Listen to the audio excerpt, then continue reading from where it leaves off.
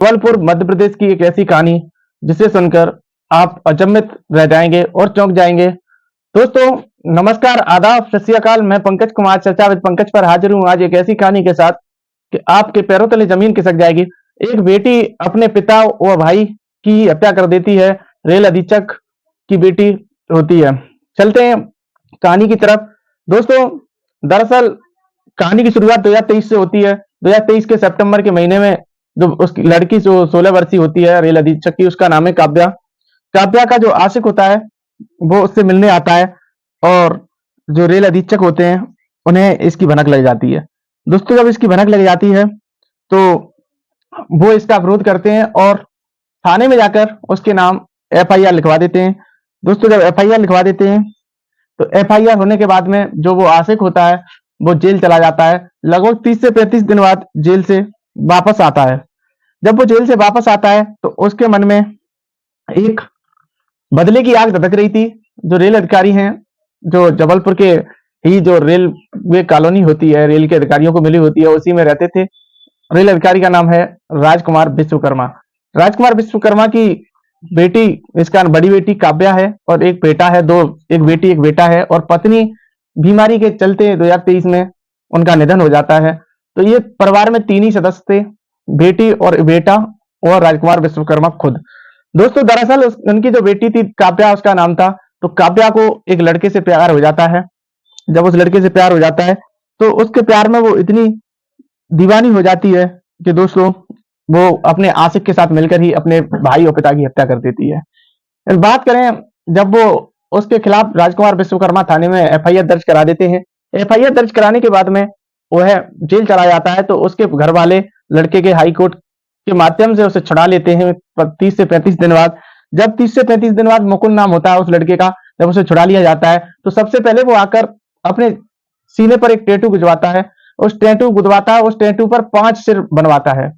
दोस्तों 5 सिर इसलिए बनवाता है, जब 5 सिर बनवाता है तो उसे कोई पूछता है तो कहता है कि ये टैटू मैंने कुछ याद करने के लिए बनवाया है और वो और कुछ नहीं कि मुझे जो मेरे जेल भिजवाने में 5 लोगों का जो संगठन था उन्हें ही अपने रास्ते से हटाना है। दोस्तों यदि बात करें जब वह जेल से वापस आ जाता है और टैटू गुदवा लेता है तो उसे अपनी गर्लफ्रेंड पर भी शक था कि कहीं ना कहीं काव्या ने भी अपने घर वालों का बयान दिया है और काव्या के द्वारा मुझे भिजवाने की पूरी साजिश है। काव्या ने भी घर वालों की मदद की है मुझे जेल भिजवाने में। तो उसमें एक काव्या और काव्या के पिता और उसके साथ साथ काव्या का भाई और एक काव्या का पड़ोसी और एक काव्या की कोई दूर की महिला रिश्तेदार थी। उन 5 को वो टारगेट बना लेता है। जब मुकुल अपनी कॉलोनी में आता है तो कॉलोनी के लोग बताते हैं कि ये कॉलोनी के लोगों से बोलना और बात करना बंद कर देता है। अक्सर दोस्तों वो जेल में जिन लोगों से संपर्क था उसका और बाहर के लड़कों से वो संपर्क कर लेता है। जब बाहर के लड़कों से संपर्क कर लेता है और बाहर के लड़के जब कॉलोनी में आते हैं तो कुछ लोग कॉलोनी के भी विरोध करते हैं।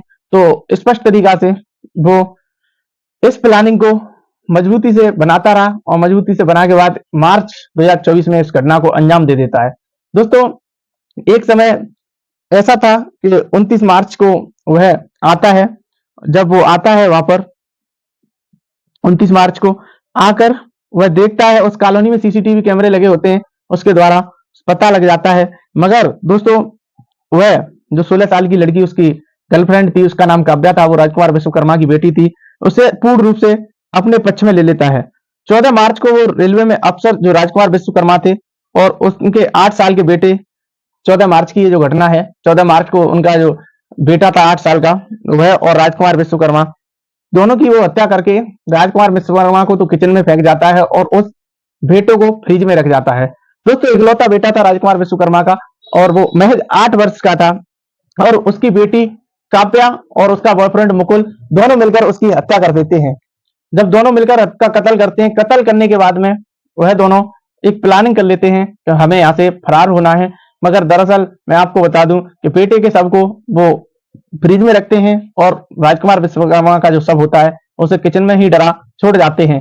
मगर दोस्तों मैं आपको बता दूं कि वह जो उसका प्रेमी होता है, आशिक लड़की का मुकुल नाम होता है उसका, मुकुल और काव्या दोनों फरार होने की रणनीति बना लेते हैं और फरार हो जाते हैं। मगर काव्या जो थी वो अपनी चचेरी बहन के पास वॉइस मैसेज करती है कि मेरे पिता और मेरे भाई की हत्या किसी के द्वारा कर दी गई है। जब ये मैसेज करती है और लोकेशन जब पुलिस को सूचना देती है उसकी चचेरी बहन, और पुलिस लोकेशन ट्रेस करती है, तो काव्या का वहां जहां लाश पड़ी हुई थी वहां पर न होना पुलिस को एक संदेह के घेरे में खड़ा करता है। और जब पुलिस को शक होता है, जब पुलिस शक करती है, तो दोस्तों लोकेशन ट्रेस करती है और गली में लगे हुए सभी सीसीटीवी कैमरे चेक करती है। और सीसीटीवी कैमरे चेक करने के बाद में देखती है आरोपी दिन में पहले, जिसका नाम मुकुल था, मुकुल श्रीवास्तव, पहले स्कूटी से वहां पर आता है और स्कूटी से आकर उस घर में घुस जाता है। और घर में घुस जाने के बाद में प्रहार करने के बाद सीसीटीवी लगे हुए कैमरे में दिखाई देता है साफ साफ कि वह और उसकी जो गर्लफ्रेंड थी काव्या, दोनों वहां से फरार हो जाते हैं। दोस्तों वो फरार होने के बाद में वो वहां से रणनीति बनाते हैं कि उन्हें विशाखापट्टनम जाना था, और वहां से जाने के लिए सबसे पहले वो उस ट्रेन की मदद लेते हैं। और ट्रेन की मदद के बाद में वो बस के द्वारा बसें चेंज करते रहते हैं, और कहीं दर्द का बहाना बनाकर बस चेंज बीच में ही उतर जाते हैं, क्योंकि उसे पकड़ने के लिए पुलिस जब लोकेशन ट्रेस करके पुलिस भी पीछे पड़ जाती है। दोस्तों दरअसल जो मुकुल था, उसे जेल से निकलने से पहले उसकी टारगेट उसकी गर्लफ्रेंड भी थी। वह गर्लफ्रेंड की भी हत्या करना चाहता था, काव्या की, क्योंकि वो उसके अंदर एक नेगेटिव एक्टिविटी ये थी कि उसने सोचा था कि जो मुझे जेल में अंदर डलवाने में पॉक्सो एक्ट के अकॉर्डिंग कहीं ना कहीं मेरी गर्लफ्रेंड का भी हाथ है, तो इसलिए वो गर्लफ्रेंड की भी हत्या करना चाहता था। मगर जेल से निकलने के बाद, गर्लफ्रेंड से कांटेक्ट होने के बाद, उसने टारगेट में उसका पिता, गर्लफ्रेंड का वह भाई, वो एक महिला रिश्तेदार, एक पड़ोसी, और जो पांचवा टारगेट था गर्लफ्रेंड, वो तो उसके साथ ही आ जाती है। मगर दोस्तों वो इस याद को बनाए रखने के लिए अपने छाती पर जो सीना होता है उस पर 5 सिर वाला एक टैटू गुदवाता है, और उस टैटू में दोस्तों बनात शैतान को बनवाता है। और शैतान को पुलिस जब टैटू के बारे में पूछती है तो सारी बातें टैटू को बारे में बता देता है कि टैटू मैंने सिर्फ टारगेट के लिए बनवाया था, क्योंकि टारगेट मेरा ये था कि मुकुल के खिलाफ जब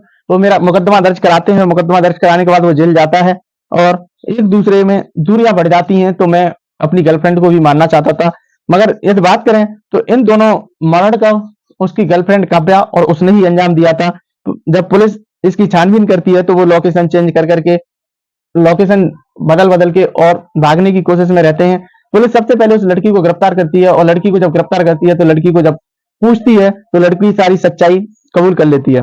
दोस्तों जब सारी सच्चाई कबूल कर लेती है तो क्या होता है कि जब सच्चाई कबूल कर लेती है तो उसका जो आशिक होता है मुकुल, तो मुकुल भी 4-5 दिन बाद पुलिस की गिरफ्त में आ जाता है, क्योंकि उसकी जो गर्लफ्रेंड थी वो पुलिस की गिरफ्त में थी पहले से, इसलिए वो भी पुणे से पहले उसे वो पुणे में लोकेशन जब मिलती है तो वहां पर वो रेस्टोरेंट में दोनों खाना खाते हैं और ऑनलाइन पेमेंट करते हैं। और जब जबलपुर से पुलिस पुणे के लिए रवाना होती है तो वो पुणे से वहां से भी भाग निकलते हैं, और 19 मार्च को तलाश के लिए पुलिस की 8 टीमें लगाई जाती हैं। एक टीम विशाखापट्टनम के लिए रवाना होती है, और विशाखापट्टनम रूट पर लोकेशन जब मिलती है तो दोस्तों पुलिस के जो अधिकारी होते हैं तो इन्हें पकड़ने के लिए एक सख्ता आदेश तो थे ही थे, मगर पकड़ने में वहां उसकी गर्लफ्रेंड को कामयाब होते हैं। जब गर्लफ्रेंड को पकड़ लेते हैं उसके बाद में वो 4-5 दिन बाद खुद ही पुलिस की हिरासत में आ जाता है, और दोस्तों वह साफ साफ जो हकीकत सारी सच्चाई को कबूल कर लेता है। और सारी सच्चाई को कबूल करने के बाद वो बता देता है, क्योंकि मेरा मर्डर करने का जो उद्देश्य था, वो कहता है कि मुझे 15 दिन की जो जेल कराई थी वह मेरा उद्देश्य बन गया था। और उसके जो टारगेट में एक 5 टैटू थे, उसमें एक कोई पुलिस का सीनियर अधिकारी भी टारगेट में था, जो कि उसकी राजकुमार जो जेल ऑफिसर थे, वो सॉरी रेल ऑफिसर थे, उनकी मदद कर रहा था केस में, उसे भी वो लुटकाना चाहता था। दोस्तों अपनी राय कमेंट में जरूर दें। एक बेटी अपने पिता और भाई की अपने आशिक के साथ मिलकर हत्या कर देती है, कितनी नीचे गिर सकते हैं आज का जो 21वीं सदी का जमाना चल रहा है। प्रेम प्रसंग में कौन क्या कर सकता है वो किसी को पता नहीं।